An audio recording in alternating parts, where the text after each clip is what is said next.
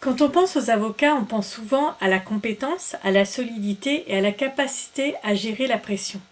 Comme si, parce qu'ils sont formés à gérer des situations complexes, les avocats savent naturellement faire face à tout ce que la profession implique. Mais il y a une question dont on parle encore très peu dans le monde juridique, c'est qui soutient les avocats ? Car derrière le professionnalisme, les délais, la stratégie, la relation client, il y a aussi des êtres humains, confrontés chaque jour à des situations émotionnellement exigeantes. Et cela est vrai quel que soit le niveau dans la profession.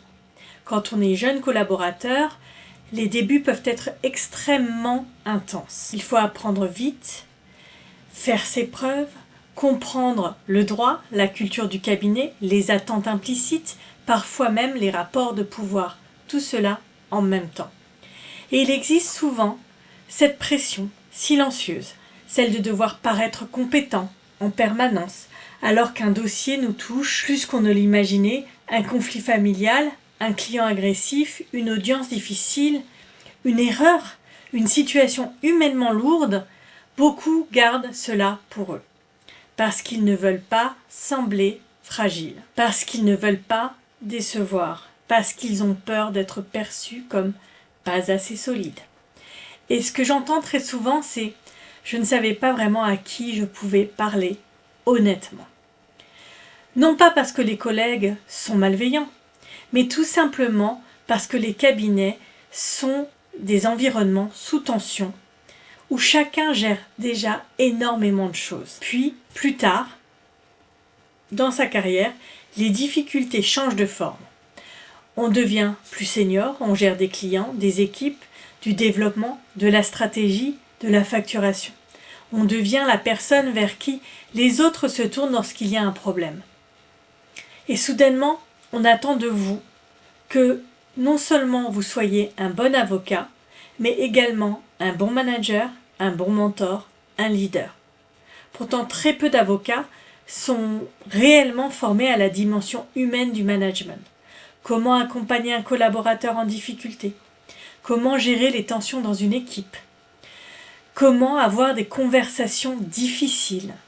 Comment poser des limites quand un client attend une disponibilité constante ? Comment porter la responsabilité des autres sans s'épuiser soi-même ? Souvent, les avocats seniors ont le sentiment qu'ils doivent toujours avoir toutes les réponses. Ils deviennent ceux sur qui tout repose. Ceux qui tiennent, ceux qui absorbent, mais aussi ceux qui peuvent se sentir débordés, fatigués, saturés émotionnellement, parfois isolés. Car la profession d'avocat est profondément technique, mais également profondément émotionnelle. Les avocats travaillent avec le conflit, avec la souffrance humaine, avec la peur, la colère, l'urgence, les traumatismes parfois. Et cette exposition répétée a un impact. Parfois de manière très discrète, progressive, et ce jusqu'à l'épuisement, la surcharge mentale ou la perte de recul.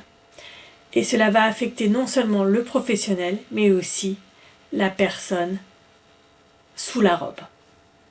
Dans beaucoup de professions d'accompagnement, psychologues, médiateurs, travailleurs sociaux, il existe des espaces reconnus où les professionnels peuvent réfléchir, déposer ce qu'ils vivent, prendre du recul et retrouver une certaine clarté.